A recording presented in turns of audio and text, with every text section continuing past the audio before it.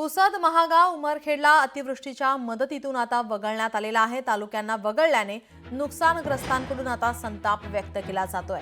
तांत्रिक चूक असल्याचं अधिकाऱ्यांकडून मान्य करण्यात आलेलं आहे। मदतीपासून वंचित ठेवू नका, नाहीतर परिणाम वाईट होतील, शेतकरी नेते मनीष जाधव यांनी इशारा दिलेला आहे। पुसद, उमरखेड आणि मागाव हे अतिवृष्टीपासून वंचित ठेवण्यात आलेले आहे।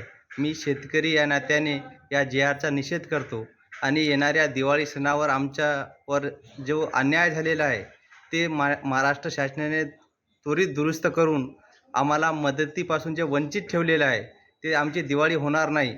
मी महाराष्ट्र शासनाला विनंती करतो की आमचा महागाव, उमरखेड आणि पुसद हे 3 तालुके या यादीमध्ये समाविष्ट करून आम्हाला हा न्याय द्यावा। मानवहानीसह पशुहानी झालेली आहे असं असताना या परिपत्रकामधून या तिन्ही तालुक्यांना कसं बगल देण्यात आलं, हा पाप शासनाने कसं केलं, या संबंधाने राज्याचे महसूल मंत्री चंद्रशेखर बावनकुळे यांनी तात्काळ या संदर्भाने स्पष्टीकरण देऊन या तिन्ही तालुक्यातील शेतकऱ्यांचा संभ्रम दूर करावा अशी मागणी मी स्वाभिमानी शेतकरी संघटनेच्या माध्यमातून करतो।